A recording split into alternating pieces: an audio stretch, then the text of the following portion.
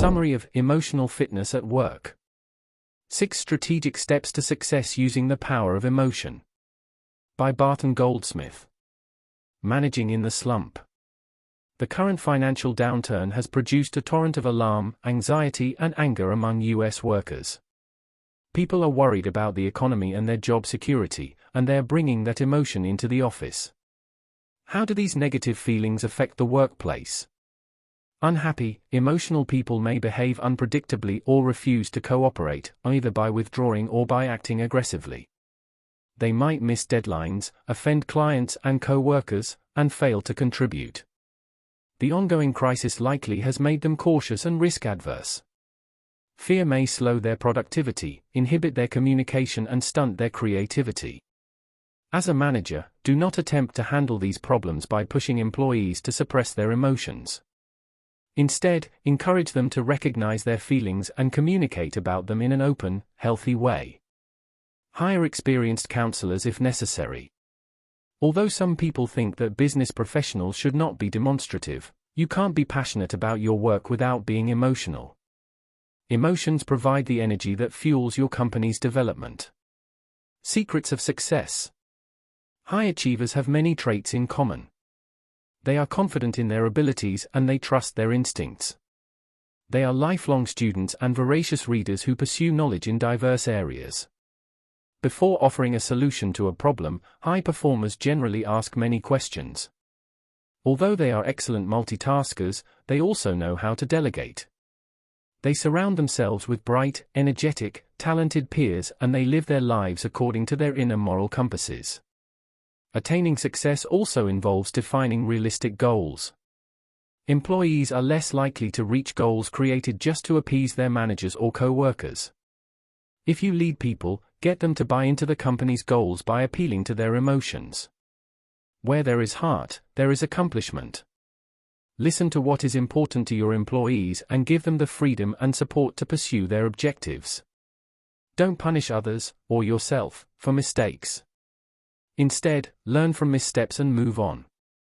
Understand that making errors is part of the process. Help foster a forgiving, tolerant work environment where people feel comfortable communicating about blunders and addressing them. Navigating emotional exchanges. Good interactions contribute to a productive work environment.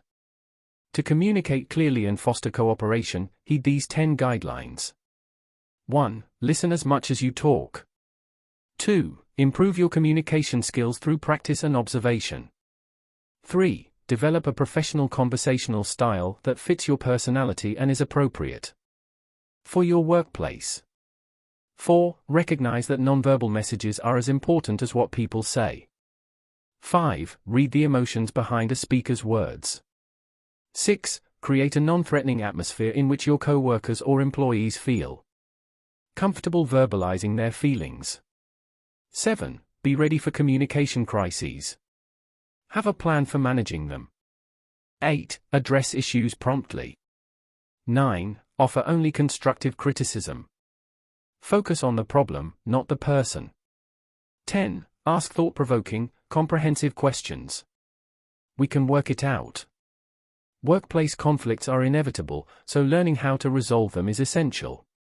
Try not to react immediately to a tense situation. If possible, think about it for a while, perhaps overnight. Processing your emotions before you initiate a difficult conversation will help you communicate in a clear, effective way.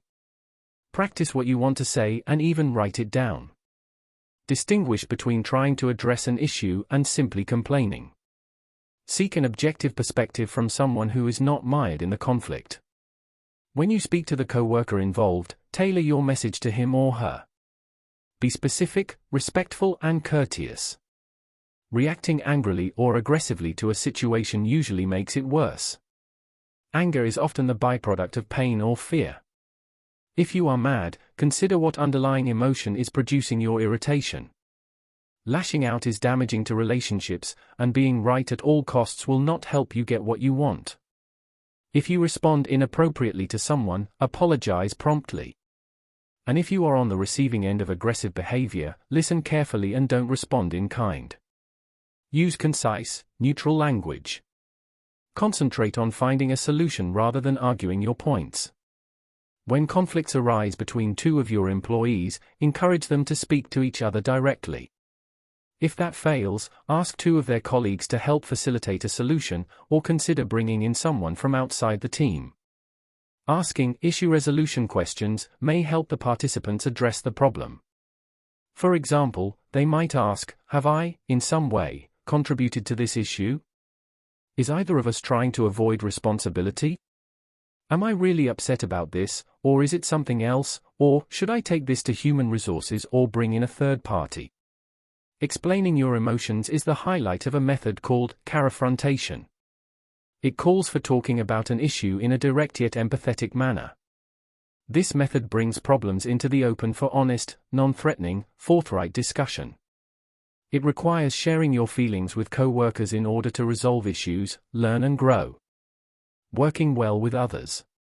To get along and get ahead in the workplace, be willing to compromise, treat others with respect and be forthcoming. Solid professional relationships with your colleagues depend on building trust. Keep your promises. Only commit to things that you know you can deliver. When you cannot do something, explain why. Changing your mind is acceptable as long as you can provide reasons for your reversal. Blaming, shaming, and complaining alienate people and make them defensive. Blaming is a veiled attempt at dodging responsibility. Analyze your own role in a problem before you point the finger at a co-worker. Don't resort to bullying or name-calling, or otherwise belittle or humiliate people. If you must give critical feedback, do so without anger or attitude. Many factors can cause communication among teammates to break down. For example, you might disagree with a colleague about an issue and, therefore, decide to withhold your opinions. Instead, voice your views and talk through the disagreement. After all, you may be right.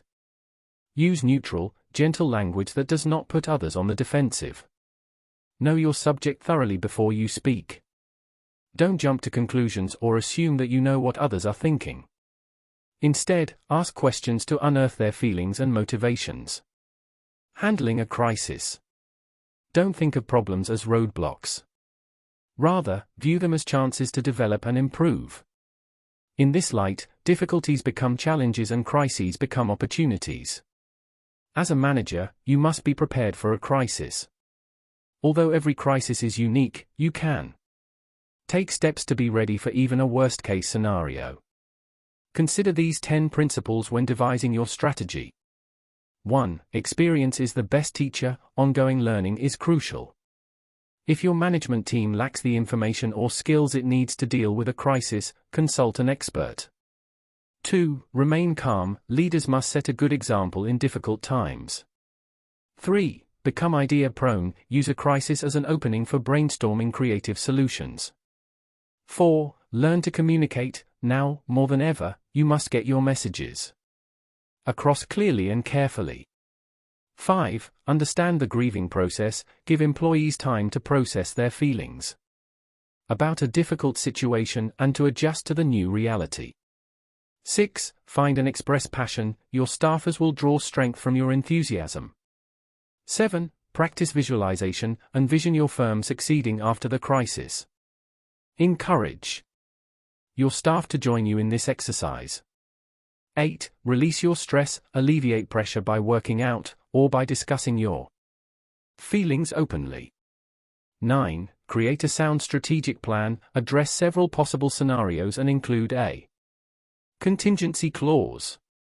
10. Talk about what does and doesn't work. Openly share your concerns and opinions with a friend, colleague, mentor, professional coach, or therapist. Leaders must be accessible to their employees during a crisis. Understand the pressures your people are feeling.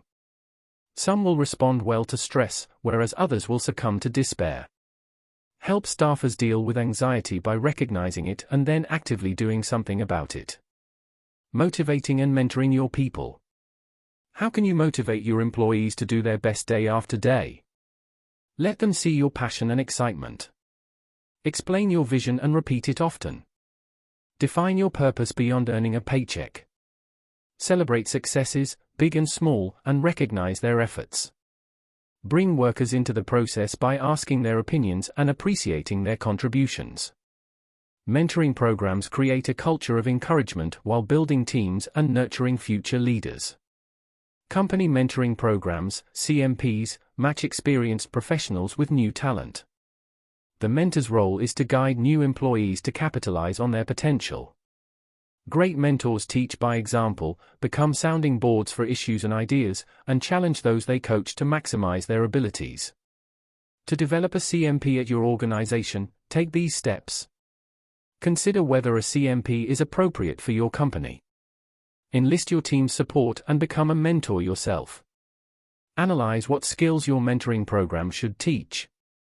Start small, with just a handful of participants, and build from there. Work with your own mentor and broadcast your experience. Gather feedback on other people's mentoring experiences. Share it with everyone in your organization, for example, in a newsletter. When people begin asking for mentors, expand the program throughout your firm. Leadership skills. Great leaders connect emotionally with their employees. They recognize effort, make strong hiring choices, and know when to delegate. The best leaders put many of these tactics to use. Motivate employees by acknowledging their hard work in thank you notes. Recognize the crucial role emotions play in the workplace. Show enthusiasm and passion for what you do. Continue to hone your communication skills. Treat your customers well. For example, provide a money-back guarantee. Involve your staffers in goal setting so they are invested in the company's results. Foster a work environment where people can speak openly about their fears. Pursue failure. With each setback, you gain valuable experience and knowledge. Don't underestimate the power of having fun. It can improve your bottom line. Stay calm in stressful situations. Ask timely, relevant questions to facilitate problem solving. Find or organize a mastermind group of talented, experienced colleagues. Develop skills for dealing with difficult people.